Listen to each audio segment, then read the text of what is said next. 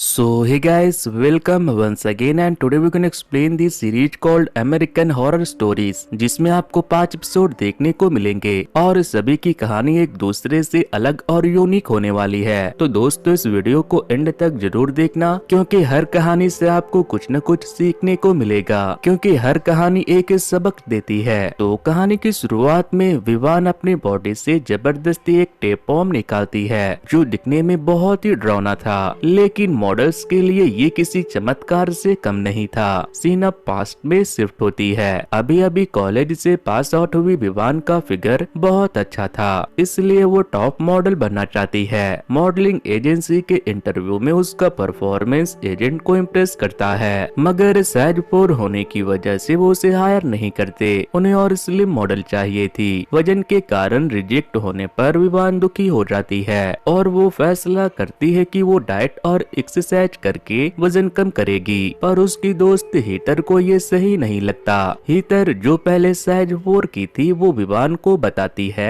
कि मैंने जल्दी वजन कम करने के लिए वेट लॉस स्पेशलिस्ट डॉक्टर लाओ से अपॉइंटमेंट लिया था। वो डॉक्टर लाओ का बिजनेस कार्ड उसे देती है। बिजनेस कार्ड की मदद से विवान डॉक्टर लाओ के क्लिनिक पर जाती है। डॉक्टर लाओ से 1 हफ्ते का मॉर्फिन प्रिस्क्राइब करते हैं जो ओरिजिनली डायबिटीज पेशेंट के लिए होता है, लेकिन हॉलीवुड स्टार और मॉडल के वेट कंट्रोल के लिए भी उसे यूज किया जाता है और उसे बहुत अच्छा रिजल्ट भी मिलता है। मगर विवान मॉर्फी लेने से थोड़ा झिझक रही थी। तब डॉक्टर लाओ उसे समझाते हैं कि मॉर्फी प्रोफेशनल इंस्टीट्यूशन से सर्टिफाइड है, इसके बहुत ही कम साइड इफेक्ट हैं और इसे यूज करना भी आसान है। विवान घर जाकर अपनी दोस्त की मदद से मॉर्फी खुद में इंजेक्ट करवा लेती है। विवान कुछ महीनों तक मॉर्फी का इंजेक्शन लेती है और कुछ महीने बाद उसकी इम्प्रूव्ड फिगर की वजह से उसे मॉडलिंग ऑडिशन में सफलता मिल जाती है। मगर एजेंट को समझ आ जाता है कि विवान मॉर्फी का इस्तेमाल करने लगी है, इसीलिए वो उसे सलाह देती है कि इसे इस्तेमाल करना जारी रखो क्योंकि सभी टॉप मॉडल्स इसका यूज करती है। एजेंट की मदद से जल्द ही विवान कई सारे मैगजीन के कवर पेज पे आ चुकी थी। उसे कई सारे स्टेज शो करने का मौका भी मिल रहा था।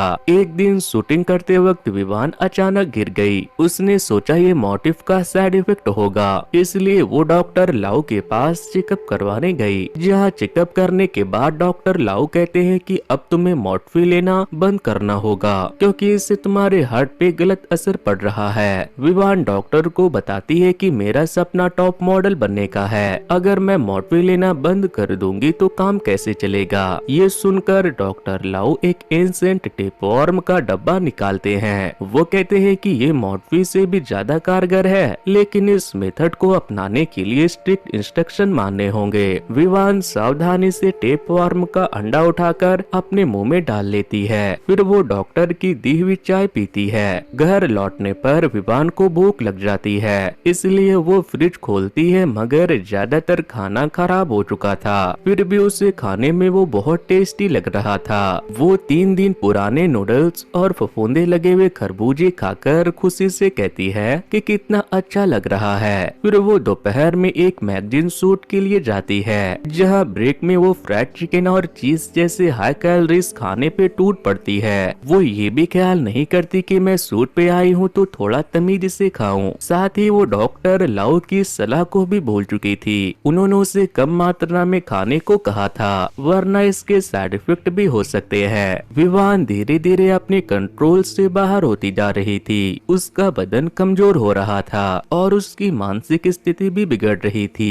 कुछ दिनों बाद जब वो दोबारा मैगजीन शूट के लिए जाती है तो कॉस्ट्यूम डिजाइनर उसे बताती है कि 1 हफ्ते में तुमने 5 पाउंड वेट कम कर लिया है, जिससे तुम्हारे पहले के कपड़े अब ढीले हो रहे हैं। विवान उसकी बातों पे ज्यादा ध्यान नहीं देती क्योंकि उसका सारा ध्यान तो खाने पे था। वो फूड काउंटर पे टूट पड़ती है और भुक्कड़ की तरह दबाकर खाना खाती है। वो जैसे तैसे खाने को बस मुंह में ठूसे जा रही थी। ये चीज उसके क्लाइंट को काफी अजीब लगती है। वो उसे टोक देते हैं। इससे विवान शर्मिंदा होकर तुरंत बाथरूम की तरफ भागती है और पूरा दिन वोमिटिंग करने की कोशिश करती है, पर उसके पेट से कुछ भी बाहर नहीं निकलता, जिससे वो परेशान होकर आधी रात में डॉक्टर लाओ के पास पहुंचती है। इतना खाने के बाद भी विवान बिल्कुल मरियल लग रही थी, जैसे उसने न जाने कितने दिनों से खाना नहीं खाया। उसे देखते ही डॉक्टर समझ जाते हैं कि ये टेपवर्म का साइड इफेक्ट है। विवान डॉक्टर को बताती है कि मैं बहुत पतली हो गई हूँ और अगर ऐसे ही मेरा वजन कम होता रहा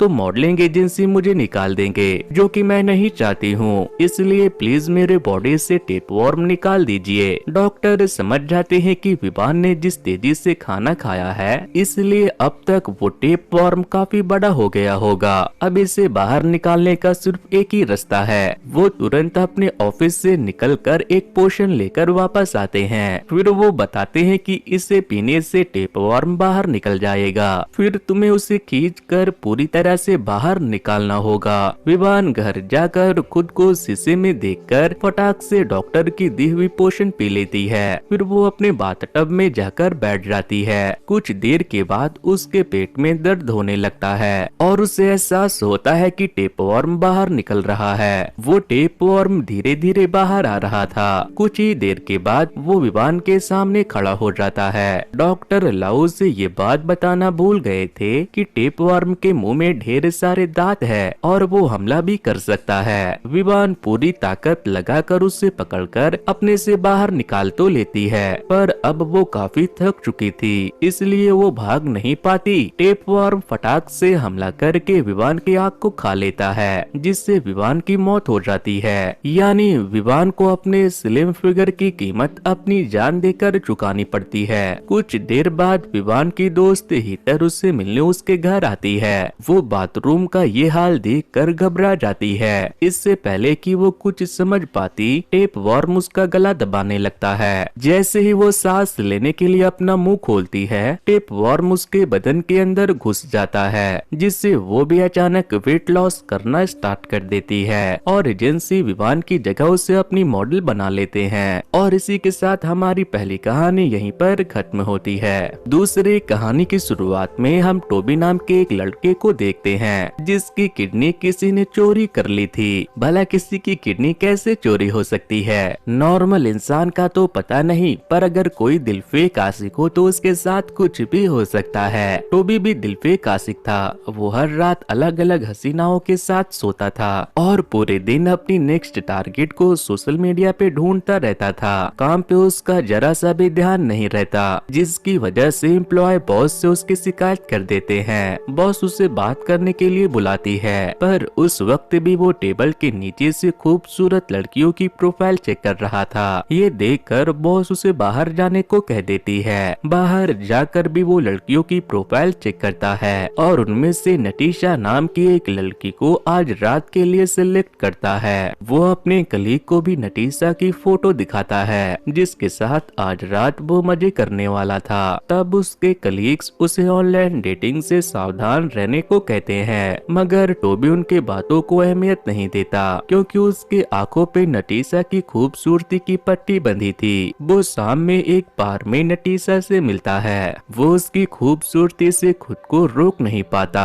वो जल्दी से उसे इम्प्रेस करके होटल रूम में ले जाता है, जहाँ जैसे ही मामला गर्म होने लगता है, वैसे ही नटीशा अचानक टोबी के पैर में एक इंजेक्शन लगा देती है, जिससे वो 3 सेकंड के अंदर बेहोश हो जाता है। वो अगली सुबह उठते ही नटीशा के बारे में सोचने लगता है। तभी अचानक उसके पेट में तेज दर्द होने लगती है। वो देखता है कि उसके पेट में काफी गहरा जख्म था। वो जल्दी से एम्बुलेंस को बुलाता है। जब डॉक्टर चेकअप करते हैं तो बताते हैं कि किसी प्रोफेशनल टीम ने तुम्हारा बायां किडनी निकाल लिया है और उसके जगह एक मिस्टीरियस ऑर्गन इम्प्लांट कर दिया है। वो ऑर्गन तुम्हारे नसों और धमनियों से जुड़ा हुआ है। अगर मैं उसे निकालूंगा तो काफी खून बहने से तुम्हारी जान भी जा सकती है। पुलिस इस मामले की जांच करती है, पर नटीशा के बारे में सारी जानकारी इंटरनेट से गायब हो चुकी थी। यानी ये सब किसी प्रोफेशनल्स का क्या हुआ था। कुछ वक्त तक ठीक होने के बाद टोबी काम पर लौट आता है। वो टेक डिपार्टमेंट के एक दोस्त से मदद मांगकर नटीशा के बारे में जानकारी खोजने के लिए उसे $50,000 देता है। उसी रात टोबी को एक बुरा सपना आता है, जिसमें नटीशा उसके घर आकर कहती है कि मुझे अपनी चीज वापस चाहिए। फिर वो टोबी के पेट को काटकर उसके ऑर्गन बाहर निकाल लेती है। अचानक एक फोन कॉल से टोबी की नींद खुल जाती है। दरअसल उसके दोस्त को को डार्क वेब पर नटीशा के बारे में जानकारी मिली थी। उस जानकारी के हिसाब से नटीशा एक ऑर्गेनाइजेशन के लिए काम करती है जो वक्त वक्त पे इवेंट्स करवाते हैं, जिसकी एंट्री टिकट $1,00,000 थे। टोबी किसी तरह से टिकट जुगाड़ करके उस इवेंट में जाता है जहां सभी लोगों ने मास्क पहने हुए थे।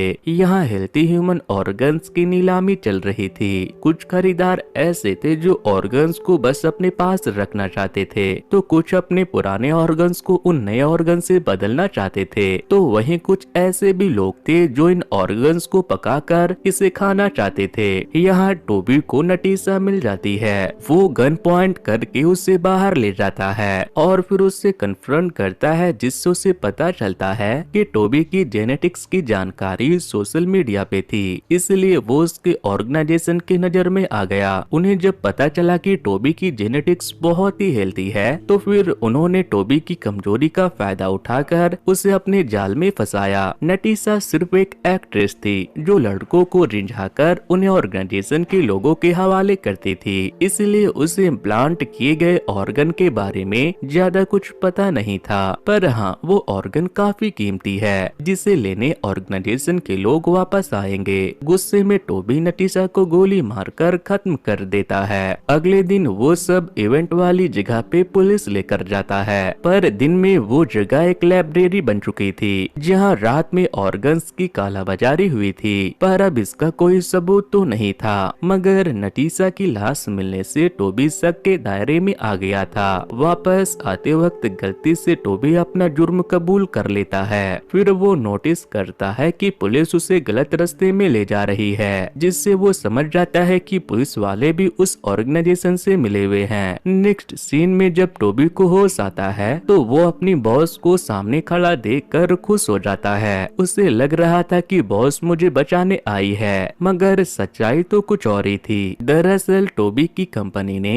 आर्टिफिशियल ऑर्गन्स बनाने का नया काम शुरू किया था, जिसे इंसानी बदन के अंदर इम्प्लांट करने के बाद ही ग्रो किया जा सकता था। इस आर्टिफिशियल ऑर्गन से इंसान पहले से ज्यादा हेल्थी हो जाता, वहीं बूढ़ी औरतों की खोई हुई जवानी वापस आ जाती। जल्द ही ऑर्गेनाइजेशन की नई नीलामी शुरू होती है, जिसमें टोबी के शरीर से विकसित आर्टिफिशियल ऑर्गन को स्टार प्रोडक्ट के रूप में पेश किया जाता है। सभी बूढ़ी अमीर औरतों ने लाल मुखौटे पहन रखे थे और एक बूढ़ी औरत उसे $2.5 मिलियन में खरीद लेती है। इसी के साथ ये कहानी यहीं पर खत्म होती है। तीसरी कहानी की शुरुआत बियांसा, लीना, मैगी और एलिस नाम की 4 स्टूडेंट को दिखाते हुए होती है। इन चारों के कुछ विशेष थे, वो उन्हें पूरा करने के लिए ब्लडी मैरी को बुलाते हैं। चारों मिरर के पास खास मंत्र का उच्चारण करते हैं। अचानक तेज ठंडी हवाएं चलने लगती है, जिससे उनके कैंडल्स बुझ जाती है और ब्लडी मैरी आ जाती है। वो उनके सामने एक शर्त रखती है, जिसे मानने पे वो उनके विशेष पूरी कर देगी। नेक्स्ट सीन में बियांसा बताती है कि मैंने मिरर में ब्लडी मैरी को देखा। बियांसा येल यूनिवर्सिटी में एडमिशन लेना चाहती थी, जिसके लिए ब्लडी मैरी की शर्त थी कि उसे अपने काउंसलर पे मोलेस्टेशन का इल्जाम लगाना होगा, जिसके बाद उसे गारंटेड स्कॉलरशिप मिलेगी, जिससे वो येल यूनिवर्सिटी में एडमिशन ले पाएगी। वहीं लीना चीयर लीडर कैप्टन बनना चाहती है, जिसके लिए उसे अभी जो चीयर लीडर है उसे ऊंचाई से गिराना होगा। मैगी अपने करस रिवर को अपना बनाना चाहती थी, इसके लिए उसे रिवर की गर्लफ्रेंड की आपत्तिजनक फोटो ऑनलाइन पोस्ट करनी होगी। और एलिस बेइंतहा अमीर बनना चाहती थी, जिसके लिए उसे कुछ ऐसा करना था जिसके बारे में वो अपने दोस्तों को बता भी नहीं पाती। वो सिर्फ इतना ही कहती है कि मैं तो ब्लडी मैरी की शर्त नहीं मानने वाली। उसके साथ ही बाकी की तीनों लड़कियां भी इसे बुरा सपना समझकर भूल जाने का फैसला करती है। मगर अगले दिन जब टीचर किसी एक्सपेरिमेंट के लिए क्लासरूम में मिरर लाती है, तो उसमें इन चारों को ब्लडी मैरी दिखाई देती है, जो कह रही थी कि जो भी मेरी शर्त नहीं मानता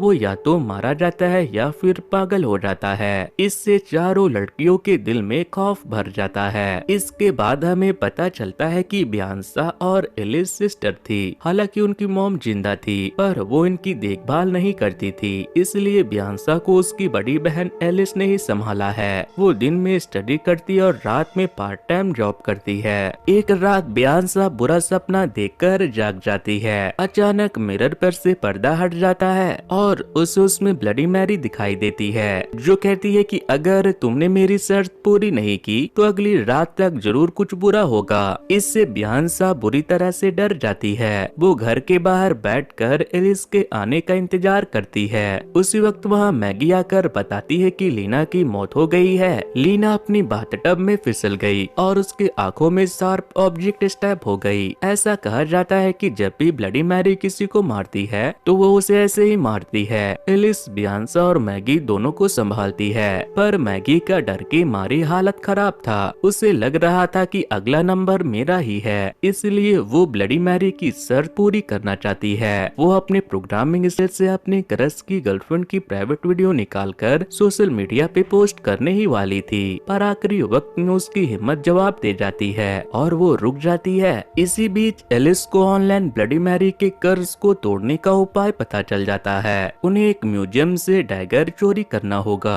अच्छी बात ये थी कि इनके पास वाला म्यूजियम काफी छोटा था, जिसमें सिर्फ एक ही गार्ड तैनात होता था। एलिस और बियांसा टीम अप होते हैं। उनमें से एक गार्ड का ध्यान भटकाती है तो दूसरी डैगर चोरी कर लेती है। इसके बाद ये दोनों बहनें ये खुशखबरी सुनाने के लिए मैगी के पास जाते हैं। तब इन्हें पता चलता है कि मैगी की भी मौत हो गई है, यानी अब इनके पास भी बहुत ही कम वक्त बचा है। इसलिए ये दोनों घने जंगलों के बीच बने ब्लडी मैरी के घर पे जाते हैं, जहाँ ढेर सारे मिरर भरे पड़े थे। मिरर के सामने ये कैंडल जलाकर ब्लडी मैरी को बुलाते हैं। अचानक एलिस अपने बैग से डैगर के साथ साथ 2 शीशे निकालती है जिनमें खून थे। फिर वो सच्चाई बताती है। दरअसल दौलत शोहरत देने के बदले ब्लडी मैरी ने मुझसे ये डैगर और 3 मासूम लोगों का खून मांगा था। मैगी और लीना को मारकर मैंने 2 लोगों के खून को जमा तो कर लिया है, अब तुम्हारी बारी। बियांसा को यकीन नहीं होता कि उसकी बड़ी बहन जो उससे इतना प्यार करती थी वो उसकी ही खून की प्यासी हो गई है। बियांसा जान बचाने के लिए तुरंत भागना शुरू करती है और एक पेड़ के नीचे जाकर छिप जाती है, पर एलिस की मदद ब्लडी मैरी करती है, जिससे वो आसानी से बियांसा को ढूंढ लेती है। वो उसे मारने ही वाली होती है, मगर हाथापाई के दौरान बियांसा के हाथों एलिस ही मारी जाती है। इससे बियांसा को काफी अफसोस होता है। तब ब्लडी मैरी बियांसा से कहती है कि अगर तुम मुझे 3 मासूम लोगों का खून दोगी तो मैं एलिस को वापस से जिंदा कर दूंगी। बियांसा तुरंत उसकी बात मानकर उसके कहे मुताबिक 3 मासूम लोगों का खून उससे ऑफर करती है, पर ये तो ब्लडी मैरी की चाल थी। दरअसल 3 मासूम लोगों का खून जो भी ब्लडी मैरी को ऑफर करता है वो ब्लडी मैरी को रिप्लेस कर देता है, यानी मिरर वाली ब्लडी मैरी आजाद हो जाती है और उसकी जगह बियांसा ब्लडी मैरी बनकर मिरर में कैद हो जाती है। वो मदद के लिए चिल्लाना शुरू करती है, पर कोई फायदा नहीं होता। उसके तरह और भी कई सारे ब्लडी मैरी मिरर में कैद थे जो इंसान को अपनी जाल में फंसा कर खुद को आजाद करवाना चाहती थी। इसी के साथ ये कहानी यहीं पे खत्म होती है। अगली कहानी में एक औरत खुद को मिरर में देखकर हैरान हो जाती है, क्योंकि वो एक पिग बन चुकी थी। उसे लगता है कि उसके आसपास वाले लोग उसके साथ मजाक कर रहे हैं, पर जल्द ही वो लोग मंत्र पढ़ना शुरू कर देते हैं, यानी वो उसे सैक्रिफाइस करने वाले थे। ये देखकर तो उस औरत को अपनी आंखों पे भरोसा ही नहीं होता, पर ये औरत इस सिचुएशन में कैसे पहुंची इसका जवाब हमें पास्ट में मिलेगा। तो मिलोन के हस्बैंड की मौत हो चुकी थी और मिलोन के पास फैमिली के नाम पे बस उसके स्टेप डॉटर फेई थी, मगर इनका रिलेशन बिल्कुल रियल मदर डॉटर वाला नहीं था। मिलोन अपने हस्बैंड के बेवर्ली हिल के मैंसोन में रहती थी। अब मिलोन 70 साल की हो चुकी थी, पर वो खुद को जवान दिखाने के लिए बहुत मेहनत करती थी, क्योंकि उसे अभी भी प्यार की तलाश थी। मिलोन का दिल अपने पड़ोसी बर्नी पे आ गया था। उसे जब भी मौका मिलता तो वो बर्नी को ताक झाँक कर अपने घर से देखा करती थी।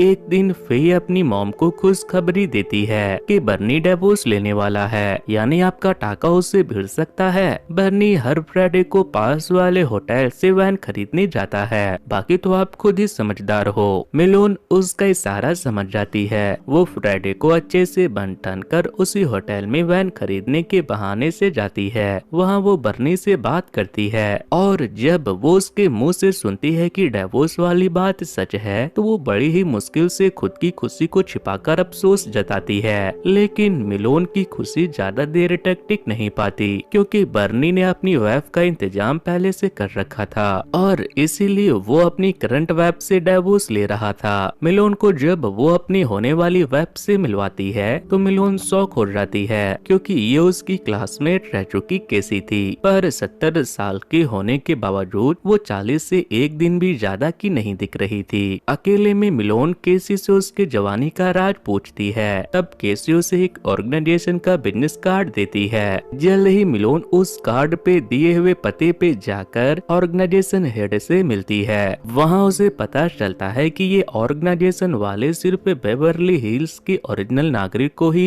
अपनी सर्विसेज देते हैं, जबकि मिलोन तो शादी करने के बाद यहीं शिफ्ट हुई थी, इसलिए वो उसे अपनी सर्विस देने से मना कर देती है। तब मिलोन हेड के हाथ पैर जोड़ती है और उसे समझाती है कि क्या हुआ अगर मैं यहाँ की नागरिक नहीं हूँ तो मेरे लेट हस्बैंड तो शुरू से यहाँ रहा करते थे। वो किसी तरह उन्हें सर्विस देने के लिए कन्विंस कर लेती है। इसके बाद मिलोन को स्टूडियो ले जाकर उसके फेशियल फीचर्स के मुताबिक सर्जरी प्रोग्राम बताया जाता है, पर इस सर्जरी का मोटा बिल बनने वाला था, इसलिए मिलोन घर जाते ही अपने फाइनेंशियल मैनेजर से इस बारे में बात करती है। मैनेजर उसे सर्जरी वगैरह के चक्कर में पड़ने से मना करता है, क्योंकि उसके हस्बैंड ने मरने से पहले बहुत लोगों से उधार ले रखे थे, तो अभी उनका हिसाब करना बाकी ही था। मैनेजर की बात सुनकर मिलोन भी किसी तरह अपने दिल को समझा लेती है, मगर शाम में उससे बर्नी के घर से उसके और केसी के नजदीक आने की आवाज सुनाई देती है, जिसे वो फिर से जवान होने के लिए बेताब हो जाती है। अगले दिन ही वो सर्जरी के लिए पेपर वर्क कर लेती है। सीन अब सर्जरी साइट पे शिफ्ट होती है, जहाँ डॉक्टर और नर्स के हाथों में एक जैसा बटरफ्लाई का टैटू बना हुआ था।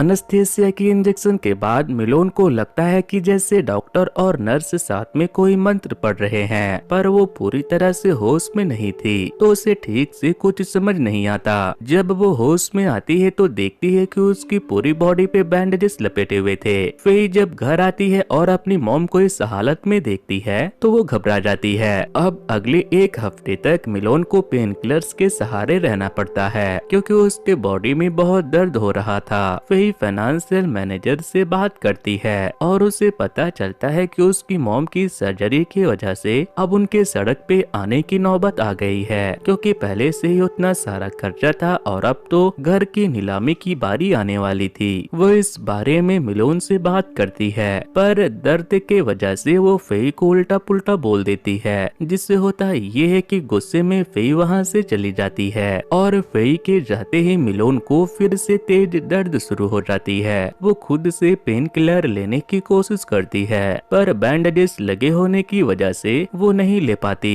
फेई को भी अंदाजा हो जाता है कि इस हालत में मिलोन को उसकी जरूरत है, इसलिए वो वापस आ जाती है। कुछ दिनों बाद मिलोन ऑर्गेनाइजेशन हेड से मिलने जाती है। वहाँ के हेड कहते हैं कि आपकी रिकवरी बहुत ही धीरे धीरे हो रही है। मुझे लगता है कि ये फेई के नेगेटिव वाइब्स के वजह से हो रहा है। तेजी से रिकवरी होने के लिए हेड मिलोन को अपने सीक्रेट बेस पे चलने को कहते हैं, जहाँ और भी पेशेंट रहते हैं। वहाँ का माहौल काफी अच्छा है और सबसे अच्छी बात कि वहाँ रहना खाना पीना सब कुछ फ्री है। वहाँ जाने के लिए मिलोन अपना बैग पैक कर लेती है, मगर फेई को कुछ ठीक नहीं लग रहा था, क्योंकि उस ऑर्गेनाइजेशन के बारे में इंटरनेट से पता चला था कि उनके पास प्रॉपर मेडिकल लाइसेंस नहीं है। पर अब तक मिलोन पूरी तरह से ब्रेन वॉश हो चुकी थी। उसे लगता है कि फेई उसके रिकवरी के रास्ते में आ रही है, इसलिए वो फेई की बात नहीं मानती और उस सीक्रेट बेस में चली जाती है। वहाँ जाने पे मिलोन को पता चलता है कि सारे पेशेंट की रिकवरी हो चुकी है, सिर्फ वही अब तक बैंडेजेस में बंधी हुई है। यहाँ रहने के कुछ दिनों के बाद एक रात ऐसी आती है जब हेड सबको इकट्ठा करके बताते हैं कि आज मिलोन के बैंडेज हटाए जाएंगे, क्योंकि वो पूरी तरह से रिकवर हो गई है। पर इससे पहले के बैंडेज उतारे जाते वहाँ सिक्योरिटी गार्ड फेई को लेकर आते हैं। दरअसल फेई को अपनी मॉम की फिक्र हो रही थी, इसलिए वो किसी तरह यहाँ से अपनी मॉम को ले जाना चाहती थी, मगर मिलोन को तो अपनी जवान त्वचा चाहिए थी। वो फेई को अपनी स्टेप डॉटर कहकर वहाँ से जाने को कह देती है, इसलिए गार्ड्स फेई को वहाँ से निकाल देते हैं। इसके बाद मिलोन का बैंडेज खोला जाता है, फिर उसे मिरर में अपना रिफ्लेक्शन दिखाया जाता है। मिलोन खुद को देखकर डर जाती है, क्योंकि वो पहले बूढ़ी जरूर थी, लेकिन एटलीस्ट वो इंसान की तरह तो दिखती थी। यहाँ तो वो जवान होने के चक्कर में पिग की तरह दिखने लगी थी। अब यहाँ के इंचार्ज मिलोन को बताते हैं कि बेवर्ली हिल्स उसके लोगों की अच्छी हेल्थ और दौलत शोहरत के लिए हर साल एक ह्यूमन पिग हाइब्रिड का शिकार किया जाता है। पर शिकार पैसिफिक ओशियन तक पहुंचकर अपनी जान बचा भी सकता है। पैसिफिक ओशियन 2 किलोमीटर दूर थी, फिर भी अपनी जान बचाने के लिए मिलोन भागना शुरू करती है, मगर बुजुर्ग होने की वजह से वो ज्यादा दूर तक नहीं भाग पाती। बेवर्ली हिल्स के अमीर लोग उसे पकड़ लेते हैं। इसमें बर्नी भी शामिल था, उसके हाथ में भी भाले थे। चारों ओर से वो लोग मिलोन को घेर लेते हैं। अब मिलोन पिग की तरह खुद के कटने का इंतजार करती है। लोग मिलोन पे स्पेयर से हमला करते हैं। तभी वहाँ फेई आकर अपनी मॉम को इस हाल में देखकर परेशान होकर रोना शुरू कर देती है। तब वहाँ की इंचार्ज फेई को चुप करवाते हुए कहते हैं कि ये तो पहले से ही लिखा हुआ था, तुम्हारी रियल मॉम भी इस कल्ट की मेंबर थी और तुम्हें भी इस कल्ट का हिस्सा बनना ही था। इसी के साथ ये कहानी यहीं पर खत्म होती है। तो दोस्तों, इन चारों कहानियों में से आपको किस कहानी से क्या सीखने को मिलता है वो हमें कमेंट करके बताना। और दोस्तों, अगर आप ऐसे ही एक और वीडियो को देखना चाहते हो तो वॉच नेक्स्ट पर क्लिक करें। सो गाइस, आज के वीडियो में इतना ही। Thanks to, good bye.